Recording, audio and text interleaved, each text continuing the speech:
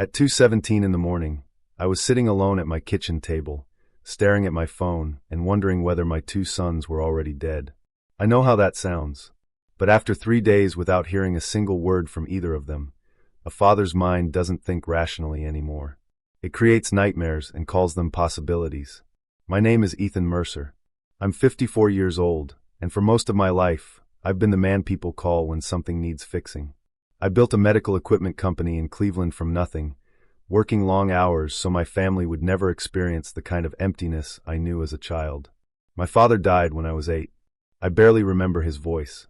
That loss shaped everything I became. When my first son, Lucas, was born, I stood beside his hospital crib and made myself a promise. He would never wonder whether his father loved him. 3 years later, when his younger brother Noah arrived, I made the same promise again. For 27 years, I kept it. Then one ordinary Tuesday, everything changed. It started with a lease renewal.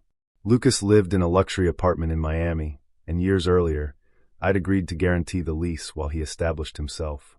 The renewal paperwork landed on my desk with one small problem. The property manager needed updated income information before I could approve the renewal. It should have taken 30 seconds to clear up. So I called Lucas, straight to voicemail. I smiled and left a casual message.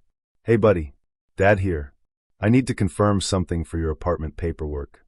Call me when you get a minute." Nothing. The next morning I called again. Nothing.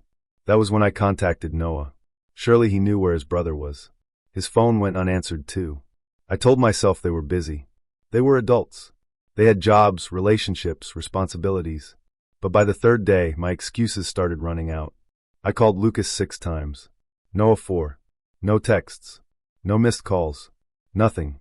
That night, my wife Claire found me sitting on the edge of our bed with my phone in my hand. "Ethan," she whispered, "you haven't slept." I looked at her. "Something's wrong." She tried to reassure me, but my voice cracked before I could stop it. "Claire, 3 days. They haven't answered us for 3 days. Her expression changed. Because she knew me. She knew I wasn't afraid of losing money. I wasn't even afraid of losing my business. I was afraid of losing my sons. And suddenly, every horrible possibility entered my head at once. A highway accident. A robbery. A hospital room. A police officer standing at our front door. I couldn't sit there anymore. I grabbed a suitcase from the closet. Claire stared at me. "Where are you going?" "Miami. Tonight." I looked down at my phone one more time. Lucas's name was still sitting there beneath 11 unanswered calls. "No," I said quietly. "First flight in the morning." I thought I was flying to Miami to find out why my sons had disappeared. I had no idea they hadn't disappeared at all. They had been together the entire time. And when I finally reached their apartment, I was going to discover exactly what they had been doing while I was awake every night imagining them dead. Because behind that apartment door was a celebration. And I had no idea I was about to become the one person they never wanted to see. The next morning, Claire and I were on the first flight to Miami. Neither of us talked much. There are some fears you don't say out loud, because saying them makes them feel real. I kept checking my phone. Still nothing from Lucas. Still nothing from Noah. Claire held my hand during the entire flight, but I could feel her fingers tightening every time the plane hit turbulence. "Maybe they're both okay," she said quietly. I nodded. Of course they're okay. But I didn't believe it. When we finally reached Miami, the heat hit us the second we stepped outside the airport. I rented a car and drove straight toward Lucas's building. The entire drive, I imagined what I might find. An empty apartment. A broken window. Police tape. Anything. When we pulled into the building's driveway, I almost felt embarrassed by my own fear. Everything looked normal. People were coming and going. Valets were moving cars. Music was drifting faintly from somewhere above us. Normal. That should have made me feel better. Instead, something about it made my stomach tighten. We rode the elevator to the 14th floor. Claire stood beside me, holding her purse against her chest. When the doors opened, I saw balloons. Dozens of them.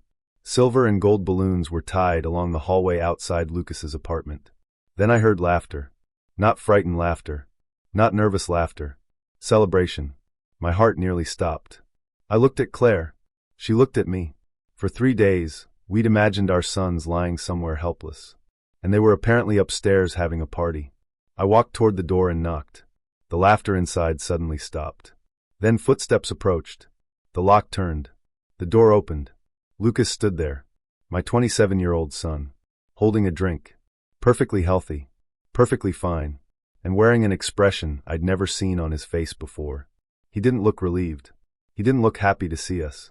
He looked irritated. "Dad!" Claire immediately stepped forward. "Oh, thank God." She grabbed his arm. "Lucas, we thought something happened to you. We called you over and over." Lucas pulled his arm away. "Mom, I'm fine." "Then why didn't you answer?" His jaw tightened. "Because I didn't want to." The words stopped Claire cold. I stared at him. "What?" Lucas sighed like we'd just interrupted something important. "I saw the calls, Dad." My chest tightened. "You saw them?" "All of them." Claire's eyes filled instantly. "You knew we were worried?" Lucas looked away. "We knew." That one word hurt more than anything. Not because my son had ignored my calls. Because he knew exactly what his silence was doing to us. And he had chosen it anyway.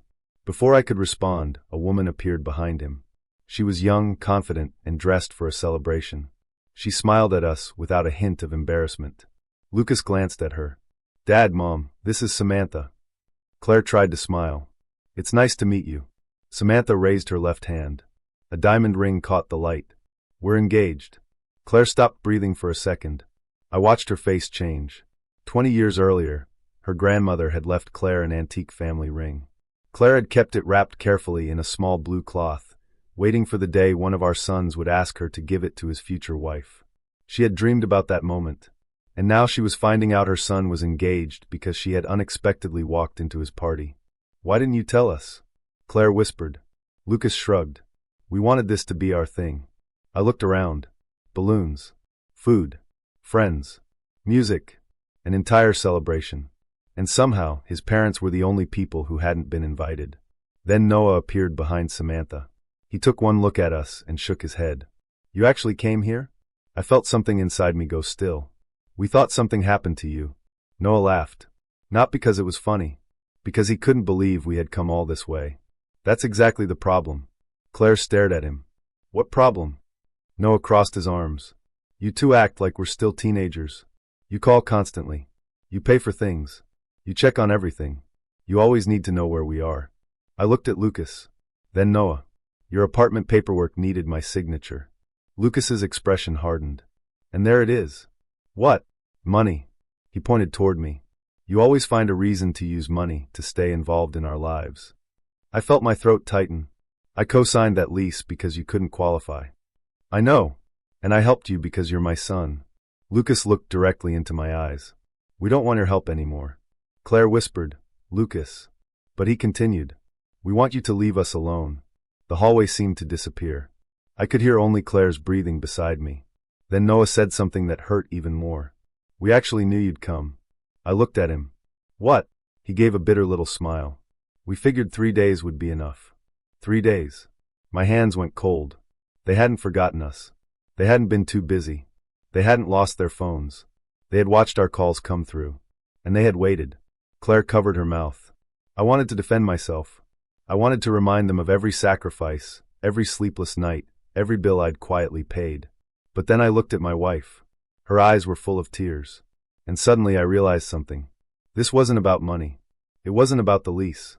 It wasn't even about my sons wanting independence. They had made a choice. And they wanted us to accept it. So I took Claire's hand. "We'll leave." Lucas blinked. I think he expected an argument. Instead, I turned toward the elevator. But before those doors closed, I looked back at my sons one last time. "Tomorrow," I said quietly, "the lease renewal is due." Lucas frowned. "What does that have to do with anything?" I pressed the elevator button. "Nothing." The doors began closing. "And that's exactly what you're going to find out." Claire looked at me in confusion as we descended. I didn't explain. Not yet.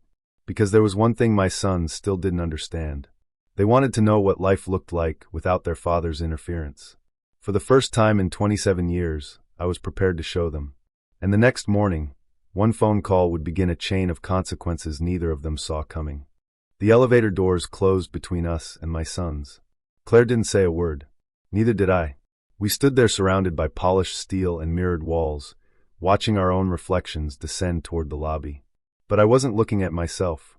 I was looking at my wife. Her eyes were fixed on the floor. "Claire," I said softly. She shook her head. Don't. That one word nearly broke me. I had seen Claire cry at funerals. I'd seen her cry when her mother passed away. I'd seen tears of happiness when Lucas graduated and when Noah bought his first car. But this was different. This wasn't grief over something that had already ended. It was grief over realizing something had ended while you were still holding on to it. When we reached the lobby, Claire walked straight toward the exit. I followed. Outside, the Miami air was thick and hot, but she seemed completely unaware of it. We reached the rental car. She stopped before opening the door. "Did you hear what they said?" I nodded. "They don't want us." I looked at her. "They're angry." "No, Ethan." Her voice cracked. "They're not angry. They're ashamed of needing us." I didn't know what to say. Claire wiped her eyes. "Do you know what hurts the most?" I waited. I wasn't upset about the engagement. That surprised me.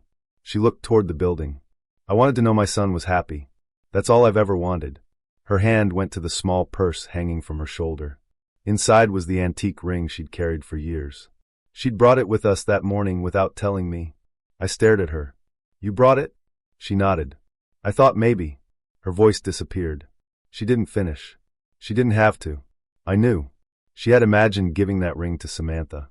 She had imagined Lucas taking her hand and saying, "Mom, I want you to be part of this." Instead, Claire had learned about the engagement standing outside an apartment she hadn't been invited into. I put my arms around her. She finally broke. Not loudly. Not dramatically. She just buried her face against my chest and whispered something that stayed with me. I raised them to know they were loved. How did they learn to treat love like a burden? I had no answer. And maybe that was the question I had been avoiding for years. Because I had spent my entire life making sure my sons never experienced the pain I experienced as a child. Whenever they needed something, I provided it. When Lucas struggled with rent, I helped. When Noah wanted to start his business, I backed him. When either of them had a problem, I solved it before they had the chance to feel the consequences. I thought that was fatherhood. Maybe I'd been wrong. On the drive to the airport, Claire barely spoke. I kept thinking about Lucas's words. "We don't want your help anymore." Then Noah's. "Leave us alone." By the time our plane landed in Cleveland, I had stopped feeling angry. Something colder had replaced it. Clarity. The next morning, I called my attorney, Martin Hale. He had handled my company's legal work for nearly 18 years. When he answered, I didn't waste time. "I need you to review every financial obligation I have connected to my sons." There was silence. "Ethan, what happened?" "Just review everything." "Are you trying to remove yourself from something?" "Yes." "Everything." I stared through my office window at the city I'd spent decades building my life in. "Everything I can legally remove myself from." Martin exhaled. "Before I do anything, I need to know you're certain." I thought about Claire crying on that Miami sidewalk. I thought about 3 nights sitting beside my phone, imagining my sons dead. Then I remembered Lucas admitting he'd seen every call. "Yes," I said. "I'm certain." The first thing Martin examined was Lucas's apartment. My name was attached to the lease as guarantor. Without that guarantee, Lucas would have to qualify on his own. I had always assumed he could. Then again, I had never actually made him prove it. Martin began the process. There was nothing dramatic about it. No shouting. No threats. No angry letter.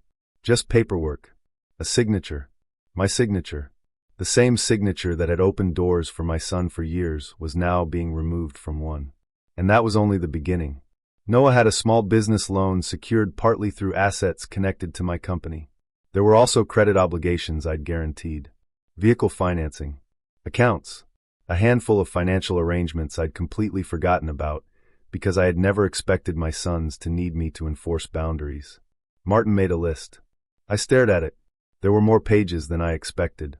I suddenly realized something that hurt almost as much as their rejection. I had spent years building a safety net so large that my sons couldn't even see it. They thought they were standing on their own.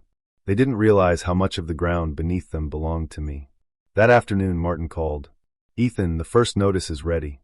I looked at the document on my desk. For a few seconds, my hand hovered above it.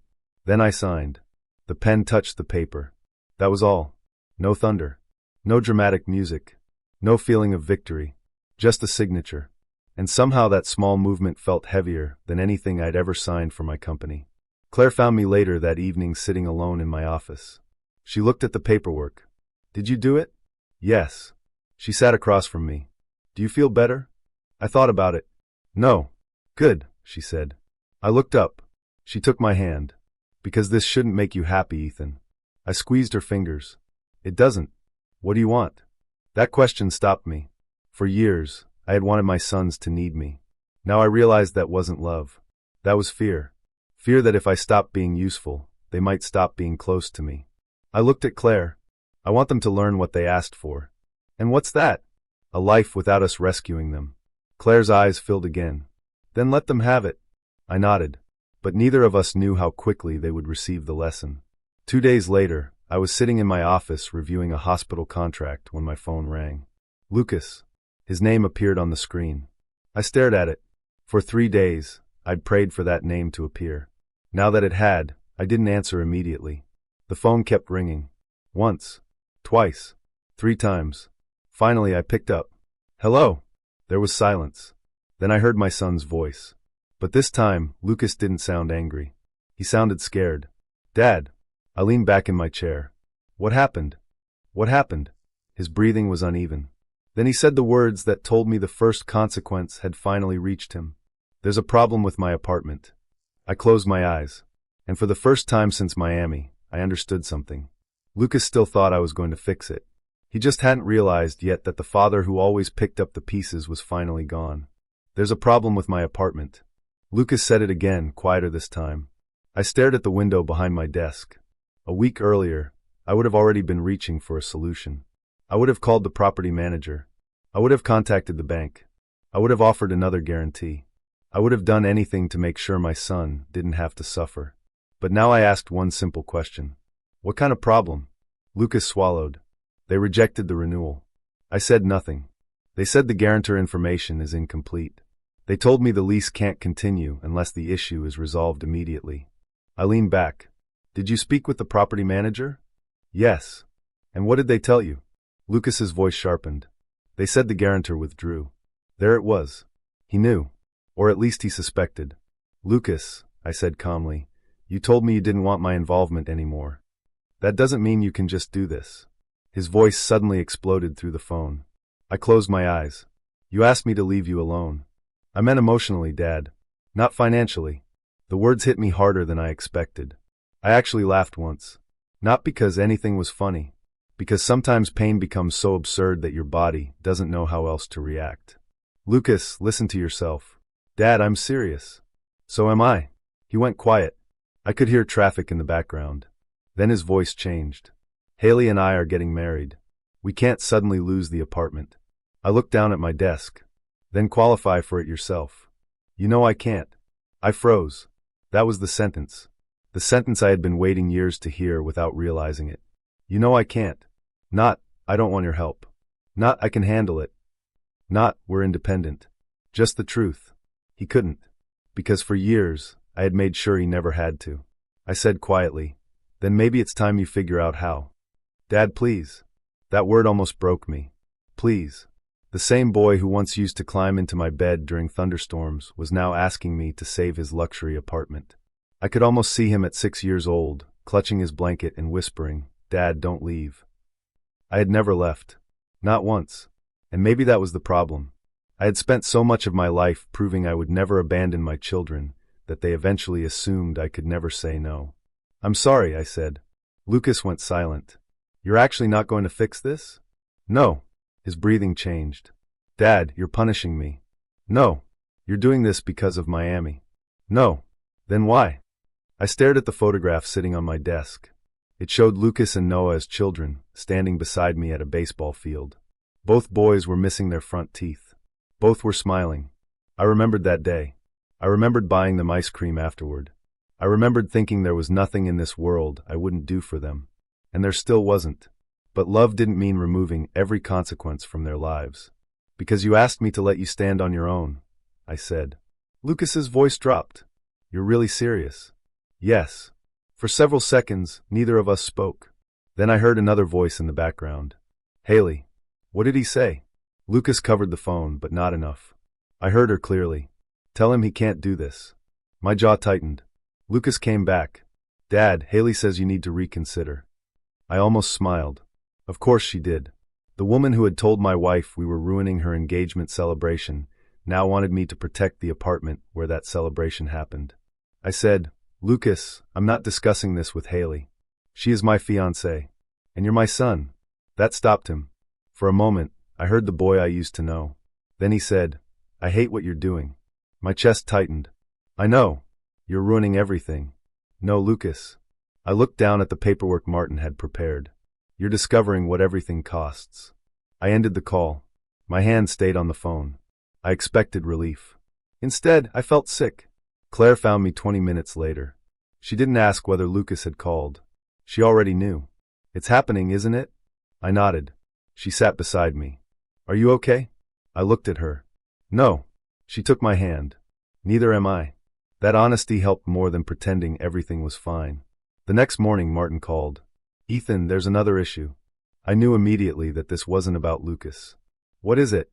"Noah's business financing." I straightened. "What about it?"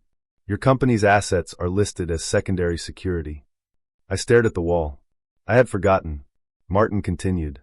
"The lender is reviewing the arrangement because you've withdrawn your backing from the other obligations. They're asking whether you're still willing to guarantee Noah's facility." I didn't answer. This wasn't just about one apartment anymore. My sons had built their lives on invisible supports, and I had been one of those supports for years. "What's the deadline?" I asked. 48 hours. I looked across the room at Claire. She understood from my face. Another decision had arrived, and this one could affect Noah's entire future. I remembered him standing in that Miami hallway. I remembered him saying we were suffocating them. I remembered how easily he had watched his mother cry. Then I remembered something else. Noah was still my son. Even when he hurt me. Even when he was wrong. Even when he didn't deserve another rescue. That was the battle inside me. The father I had always been wanted to pick up the phone and save him. The man I was becoming knew I couldn't keep doing that. I asked Martin one question. "If I withdraw my collateral, what happens?" He paused. "His lender will probably freeze the available credit until he provides replacement security." I closed my eyes. 48 hours. That was all Noah had. And suddenly, I wasn't sure which would hurt more. Watching my son struggle without me, or realizing that he had never understood how much I had been carrying for him. But before I could make the decision, my phone rang again. This time, it wasn't Lucas. It was Noah. And the moment I answered, I heard something I had never heard from my younger son before. Fear. "Dad," he whispered. "Please don't do this to me. Dad, please don't do this to me." Noah's voice was barely recognizable. This was the same son who had stood in that Miami hallway with his arms crossed, telling me that he and Lucas were finally old enough to live without their parents. Now he was asking me not to remove the very support he had insisted he never needed. I leaned back in my chair. "What exactly am I doing, Noah?" "You know what you're doing. I want to hear you say it." There was silence. Then he whispered, "You're pulling your collateral." "Yes." "Why?" I almost couldn't believe the question. "Because you told me to leave you alone." "That was different." "How?" He didn't answer. I waited. Finally, Noah snapped. "You can't just destroy my business because you're angry." I felt something twist inside my chest. "Your business isn't being destroyed by me." "Then what do you call this?" "I call it your lender asking you to stand behind your own obligations." Noah's breathing became heavier. "Dad, I built that company. And that's exactly why you should be able to support it. You know how difficult that is right now." I did know. I'd known for years. That was why I'd helped. That was why I'd signed documents without asking too many questions. That was why I'd quietly used my company's strength to make my son's business look stronger than it really was. And suddenly, I understood the ugly truth. I'd been calling it support. Maybe it had become dependency. Noah's voice softened. "Dad, I'm asking you as your son." Those words hurt, because I wanted to say yes. Every instinct inside me screamed to say yes. I wanted to call the lender and tell them I'd changed my mind. I wanted to restore everything. I wanted to hear my son say, "Thanks, Dad." Instead, I asked, "When was the last time you called me because you wanted to talk to me?" Silence. Not 1 second. Not 5. Long enough for the answer to become obvious. Noah finally said, "This isn't fair." "Noah." "What?" "That's exactly what I'm trying to understand." My voice cracked. "Was I your father when you needed money, but an intruder when I needed to know whether you were alive?" He said nothing. I continued. "I spent 3 nights believing something terrible had happened to you. We were angry. You knew I was calling. I know. You knew your mother was crying. Another silence. And you still ignored us. Noah's voice became smaller. Dad, I'm sorry. I closed my eyes. That apology should have felt like relief. Instead, it felt painfully late. I believe you're sorry. Then help me. I looked across my office. On the shelf was an old photograph of Noah at 10 years old, wearing an oversized baseball glove and grinning at the camera. I remembered teaching him how to catch. He had missed the ball repeatedly. Every time, he'd get frustrated. Every time, I'd tell him the same thing. Try again. Now I wanted to tell him that again. But there are moments when a father has to stop catching the ball for his child. I'm not fixing this one, I said. Noah started crying. Actually crying. Dad. I swallowed hard. I love you. Then why are you doing this? Because I love you. He didn't understand. Maybe I hadn't understood either until that moment. Love wasn't supposed to make a person incapable of standing without you. Love wasn't supposed to turn every mistake into something Dad could erase. I'll give you one thing, I said. What? Time. His crying slowed. You have 30 days to find another form of security for the business. 30 days? Yes. And after that? After that, it's yours. He was quiet. Then he whispered, You're really leaving us to deal with this ourselves. I looked toward the window. Noah, you asked me for exactly that. I ended the call before my voice could betray me. The moment the phone left my hand, I felt the tears come. I hadn't cried when I signed the paperwork. I hadn't cried in Miami. I hadn't cried when Lucas begged me to save his apartment. But now I did. Claire walked into the office and immediately knew. She didn't ask what happened. She simply came around the desk and wrapped her arms around me. I held her tightly. I hate this, I whispered. I know. They're still my boys. I know. What if they never forgive me? Claire pulled back and looked into my eyes. Ethan, maybe you're not supposed to make them forgive you. I stared at her. Maybe you're supposed to let them understand you. Her words stayed with me. For the next several days, neither son called. And strangely, the silence didn't feel like the 3 days in Miami. That silence had been terrifying. This one was different. It was the sound of consequences moving through their lives. Then on the 6th day, Martin called. Ethan, you should know something. I sat up. What? Lucas's apartment situation has gotten worse. My stomach tightened. How bad? They've been given a short deadline to vacate unless they can secure the lease themselves. I closed my eyes. Did Lucas contact you? No. That surprised me. Then why are you telling me? Martin hesitated. Because there's something else. What? Someone contacted the property manager claiming you're still responsible for the lease. My eyes narrowed. Who? Martin's answer came slowly. Haley. I felt my jaw tighten. Apparently, she believes you changed your mind. I looked across the room at Claire. She saw my expression. What happened? I didn't answer immediately. Because suddenly, the situation wasn't only about my sons anymore. Someone was trying to reopen a door I'd deliberately closed. And if Haley was willing to do that behind Lucas's back, I had a feeling the next thing she did would be far worse. Then Martin said one final sentence. Ethan, you need to see the document she submitted. And when I saw what was written on that page, I realized my son's financial problems were only the beginning. Martin slid the document across his desk. I stared at it. For several seconds, I didn't touch it. What's this? I asked. Something Haley submitted to the property manager. I picked it up. The first few lines looked harmless. Then I saw my name. My stomach tightened. Haley had claimed that I had agreed to continue guaranteeing Lucas's apartment while they arranged a new financial plan. That wasn't true. Not even close. There was no signature from me. No email confirming it. No conversation where I'd agreed to anything. But beneath her statement was something that made my blood run cold.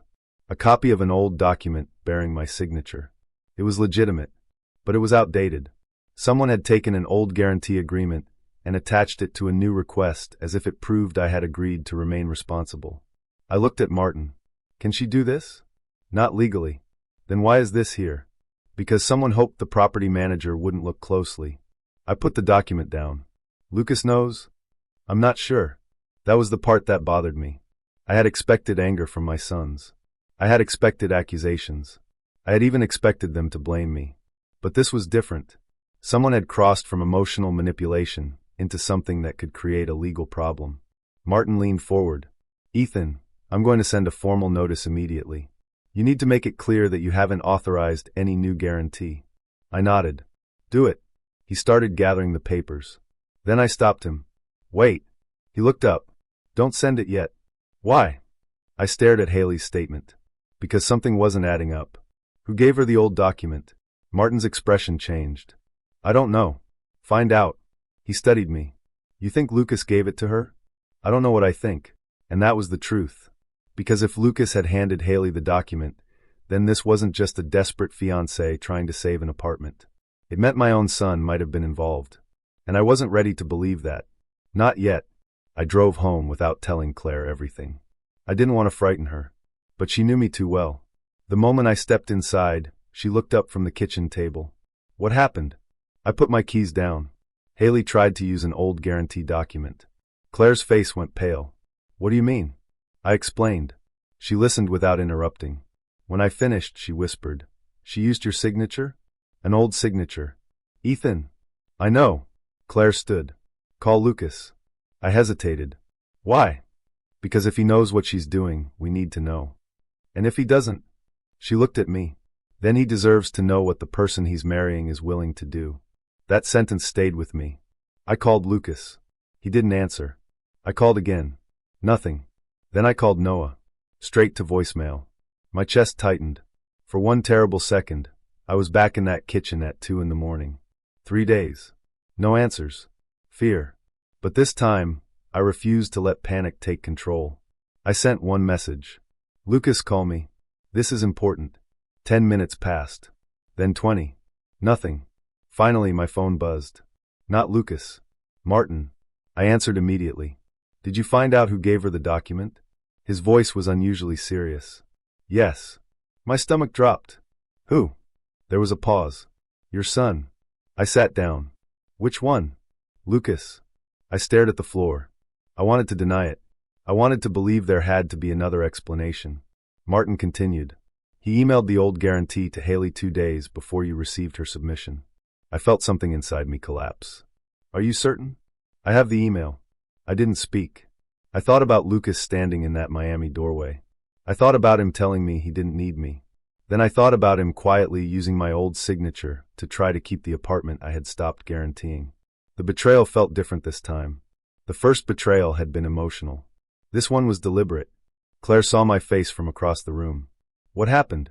I couldn't answer. She walked over. Ethan? I finally looked at her. Lucas sent her the document. Claire closed her eyes. For a moment, neither of us moved. Then she whispered, why? I shook my head. I don't know. Maybe he thought I'd never find out. Maybe he believed my signature would be enough to keep the apartment. Maybe he was desperate. But none of those explanations changed what he'd done. And then something even worse happened. My phone rang. Lucas. I answered. Dad. His voice sounded frightened. Where did you get that document? I asked. Silence. Dad, I can explain. Where did you get it? I found it in my email. That's not what I asked. His breathing became uneven. Then he said something that made my heart sink. Haley told me to send it. I closed my eyes. Did you know what she was going to do with it? Another silence. Lucas. Yes. The word came out almost inaudibly. I felt Claire's hand grip my shoulder. I forced myself to remain calm. You knew she was going to use my old guarantee. I didn't think they'd accept it. I stared at the wall. That's your defense? Dad, I was desperate. You were desperate because you couldn't afford the life you told me you didn't need me for. He began crying. Please. I wanted to scream. Instead, I lowered my voice. Do you understand what you just admitted? Yes. No, Lucas. I don't think you do. I stood. You weren't asking me for help. You were trying to make my name responsible for your life without my permission. I said I'm sorry. Sorry doesn't make a false document legitimate. I'll fix it. No. He stopped. You're not fixing this, I said. I'm handling it properly. Dad, please don't involve lawyers. Lucas, you already involved lawyers the moment you used my legal guarantee without my permission. He started sobbing. Then he said something I wasn't prepared for. Dad, Haley is pregnant. Everything inside me went still. I looked at Claire. She stared back at me. Lucas continued through his tears. She said if we lose the apartment, everything falls apart. She said we need somewhere stable. For the first time, my anger cracked. A baby. My grandchild. The thought hit me so hard I had to sit down. I imagined a tiny child I hadn't even met. A child who had nothing to do with any of this. A child who wouldn't know about the party. Wouldn't know about the ignored calls. Wouldn't know about the cruel words. And suddenly, my decision wasn't only about Lucas and Haley anymore. But before I could say anything, Lucas whispered, "Dad, there's one more thing." My heart sank. "What?" He took a shaky breath. "Haley wasn't the one who found the old document." I froze. "Then who was?" Lucas didn't answer immediately. And when he finally spoke, his words turned my entire understanding of the situation upside down. "Dad, Noah knew about it too." "Dad, Noah knew about it too." I didn't respond. For several seconds, I couldn't. I kept staring at the wall while Lucas's words repeated inside my head. Noah knew. My younger son. The boy I had spent years defending whenever Lucas called him reckless. The boy I had helped build a business. The boy who had stood in that Miami hallway and told me I was suffocating him. He knew about the document. "Lucas," I finally said, "put your brother on the phone. He's not here." "Then call him." "I can't." "Why?" Lucas hesitated. "Because he won't answer me either." That made no sense. "What happened between you two?" "I don't know." "Lucas." His breathing shook. Then he said, "We argued." "About what?" "The apartment. The business. Everything." I rubbed my forehead. "Tell me the truth." Another pause. Then Lucas finally admitted it. "Noah told me you were going to cut us off." My stomach tightened. How would he know? He figured it out. Before I did? Lucas didn't answer. And suddenly, pieces that hadn't fit before started sliding together. The ignored calls. The party. The sudden confidence in that hallway. The way Noah had said they wanted us gone. Maybe this hadn't been two sons independently deciding they were tired of their parents.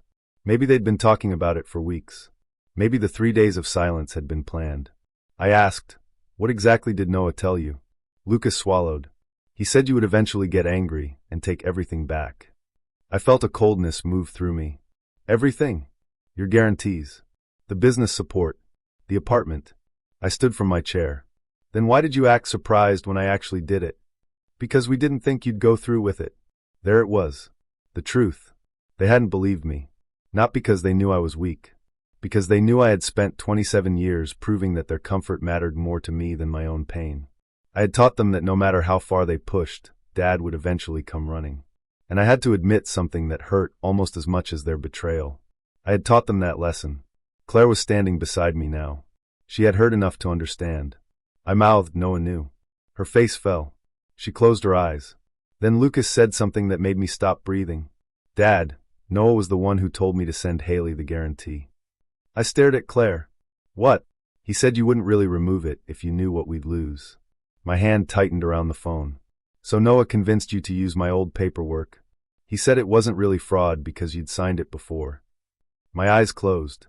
There are moments when a father realizes his child has crossed a line he can't protect him from. This was one of those moments. "Lucas, listen carefully. Dad, you're going to tell the property manager the truth." "But every part of it." He began crying again. "Dad, please. If this becomes a legal issue, Haley could lose the baby." I took a breath. "Your child isn't responsible for what you did. Then help us." I looked at Claire. She was crying now too. But she nodded. Not because she wanted me to rescue them. Because she knew what I was about to say. "I will help your child," I said. Lucas went silent. "But I am not going to protect you from the consequences of your choices." "Dad, you're going to tell the truth. You're going to withdraw the document. You're going to cooperate with Martin. And you're going to accept whatever financial consequences come from this." "What about the apartment?" "You'll have to find another place." "Dad, we have a baby coming." "I know." My voice broke. "That's why I'm telling you to stop making things worse." Lucas was quiet. Then he whispered, "You really won't save us?" I looked at the photograph of my sons on my desk. "I've spent 27 years trying to save you from everything." I wiped my eyes. "Maybe that's why neither of you ever learned how to save yourselves." The call ended. I sat down. Claire lowered herself into the chair beside me. For a long time, we didn't speak. Then she asked, "Are you going to help with the baby?" I looked at her. "Of course." She nodded. "But not them. Not financially." Claire took my hand. "That isn't cruel." "It feels cruel. Because you're a father." That sentence broke something inside me. I looked toward the family photographs covering the wall. Lucas at 5. Noah at 3. Their first Christmas. Their first baseball game. Graduations. Birthdays. 27 years of memories. I had spent my entire life terrified that my sons would experience the emptiness I had known after losing my own father. So I filled every empty space before they could even notice it. I paid bills. I solved problems. I made calls. I signed papers. I became the emergency exit for every mistake they made. And somehow, in trying to make their lives easier, I had made myself necessary. Maybe that wasn't love anymore. Maybe it was fear disguised as love. The next morning, I met Martin. I gave him one instruction. Protect my name. He nodded. And after that, I want a separate fund established for the baby. Martin looked at me carefully. You're serious? Yes. How much? I gave him an amount large enough to cover medical expenses, basic needs, and future education, but with one condition. Lucas and Haley don't control it. Martin nodded. Who does? An independent trustee. And when does the child get access? Not until they're old enough to understand what the money means. Martin wrote it down. I leaned back. There's one more thing. He looked up. What's that? I want to change my estate plan. Martin's expression became serious. Ethan, I've already decided. You're sure? I thought about my father, a man I barely remembered, a man who never got the chance to leave me much of anything. Then I thought about my sons. They had inherited everything I had spent decades building. And somehow, they still believed I owed them more. No, I said quietly. I've never been more sure. That evening, Claire and I sat together on the back porch. The sun was disappearing behind the trees. For the first time in weeks, neither of us talked about Miami. Neither of us talked about leases, or loans, or lawyers. We just sat together. Then Claire rested her head against my shoulder. Do you think they'll ever understand? I looked at the sunset. I don't know. What if they hate you forever? My throat tightened. Then I'll live with it. Claire lifted her head. I continued. I'd rather have my sons hate the boundary I set than love the money I give them. She squeezed my hand. And for the first time since Miami, I felt something I hadn't felt in weeks. Peace. But that peace lasted exactly 3 days. Because on Monday morning, Martin called me. His voice sounded different.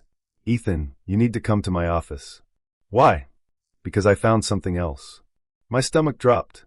What? It's about your estate. I frowned. My estate? Yes. He lowered his voice. And I think you need to see who has been asking questions about it. I went completely still. Who? Martin paused. Then he said 2 words that made the blood drain from my face. Your sons. Your sons. Martin's words stayed in my head as I drove to his office. I had expected anger. Maybe another demand. Maybe another attempt to get access to something I'd built. But when Martin placed the documents in front of me, I felt something much worse. Sadness. Lucas and Noah hadn't asked how much I was worth. They had asked what would happen to everything after I was gone. They wanted to know whether my estate plan had changed, whether the house would be theirs, whether the company would be theirs, whether the money would eventually become theirs. I stared at the pages. Then I laughed quietly. Not because it was funny. Because 2 weeks earlier, my sons had told me they didn't need anything from me. And now they were studying the future value of my absence. I looked at Martin. Change everything. He nodded. Everything. Everything. My wife would be protected first. If Claire survived me, she would receive everything. If I survived her, everything would remain with me. But when both of us were gone, the money would not automatically go to Lucas and Noah. Instead, a substantial portion would fund scholarships and support programs for children who had lost parents far too young. Children who understood the emptiness I'd spent my entire life trying to protect my sons from. Martin asked me if I was sure. I thought about my father. I was 8 when I lost him. I spent decades wondering what kind of man he might have become if he'd been given more time. Then I thought about Lucas and Noah. They had their father. They had his phone number. They had his love. They had been given opportunities I'd never had. And somehow, they still believed the greatest thing I'd given them was money. No, I told Martin. My greatest legacy shouldn't be a bank account. I signed the papers. This time, my hand didn't shake. Months passed. Lucas and Noah eventually moved into a much smaller place. No luxury balcony. No expensive parties. No safety net with my name hidden underneath it. Noah's business survived, but only after he learned to operate within what he could actually afford. Lucas and Haley began preparing for their baby, without depending on my signature to solve every problem. And I kept my promise. I didn't disappear, but I stopped rescuing them. If they called because they needed advice, I listened. If they called because they wanted money, I said no. There is a difference between abandoning your children and refusing to carry them forever. I finally understood that. One evening, months later, Claire and I sat on our back porch. The sun was dropping behind the trees. She reached across the table and placed her hand over mine. Do you still miss them? I looked toward the house. Every day. She nodded. So do I. I squeezed her hand. That was the hardest truth. Setting boundaries hadn't erased my love. It hadn't made the betrayal disappear. It hadn't turned my sons into strangers. They were still my boys. I still remembered Lucas running toward me after his first baseball game. I still remembered Noah falling asleep against my shoulder when he was little. Those memories didn't disappear just because they grew into men who hurt me. But I finally understood something my younger self never could. Being a good father doesn't mean making sure your children never experience hardship. Sometimes being a good father means stepping back far enough for them to discover their own strength. My father never got the chance to teach me that, so I had to learn it the hard way. I spent my life trying to give my sons everything I never had. In the process, I nearly forgot the person who had stood beside me through every sacrifice. Claire, my wife, my family, my home. She was still there. And after everything we'd lost, she was still holding my hand. I looked at her. 28 years, I said. She smiled. Still counting. I smiled back. The pain wasn't completely gone. Maybe it never would be. But peace had finally taken its place beside it. My sons wanted to stand on their own. So I let them. They wanted my money out of their lives. So I removed it. They wanted independence. I gave them the most honest version of it I could. And if they ever come back, I'll open the door. Not with a checkbook. Not with a guarantee. Not with another rescue. I'll open it as their father. Because sometimes love isn't holding on tighter. Sometimes love is finally letting go. And that night, sitting beside the woman who had never once stopped choosing me, I realized something. My legacy wasn't the company. It wasn't the house. It wasn't the money. It wasn't even what my sons would inherit. My legacy was the choice to turn pain into something useful. To take everything my father never had the chance to give me and make sure another child received it. That was enough. For the first time in years, I didn't feel like I had failed as a father. I felt like I'd finally learned what fatherhood really meant. And when Claire squeezed my hand beneath that fading evening sky, I knew one thing for certain.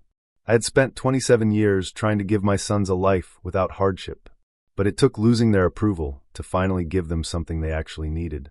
The chance to become adults on their own. If this story touched you, tell me where you're watching from. And remember this, sometimes the deepest love a parent can give isn't another sacrifice. It's the courage to stop sacrificing themselves.